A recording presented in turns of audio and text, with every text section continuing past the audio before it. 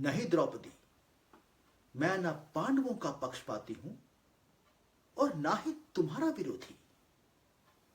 मैं तो केवल धर्म का पक्ष लेता हूं।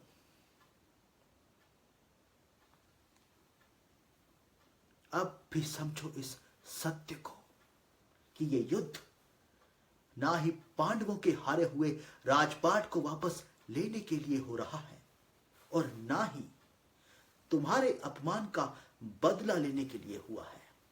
यह युद्ध इसलिए हो रहा है कि चाहे राजा हो या रंक, उसके अधिकार को राजा या कोई बलवान अपनी शक्ति का दुरुपयोग करके छीन न ले। धर्म की बात यह है कि यह धरती किसी एक की संपत्ति नहीं है। इस पर सब प्राणियों का बराबर बराबर अधिकार है। और जब इस धरती पर किसी को सुई की नोक के बराबर भी धरती का टुकड़ा देने से इनकार किया जाता है, तो यह संसार के विधाता का अपमान है। उसकी बनाई हुई धरती पर उसके रचे हुए मानव को सर छुपाने की जगह न मिले, तो यह अधर्म है। यदि यह युद्ध ना होता पांचाली, तो ईश्वर की समस्त पृथ्वी पर अधर्मी राजा और अधर्म का राज स्थापित हो जाता।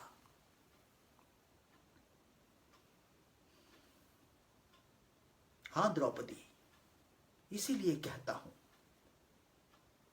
कि इस महायुद्ध को मैंने करवाया है। ये पांडव, ये तो केवल मेरा माध्यम थे। मुझे संसार में कौरवों के रूप में पनपने वाले अधर्म को मिटाने के लिए पांडवों की आवश्यकता थी। सो मैंने ये खेल रचकर उन्हें अपना माध्यम बनाया। मैंने तुम्हें भी अपना माध्यम बनाया, क्योंकि तुम्हारे माध्यम से मैं संसार को यह संदेश देना चाहता था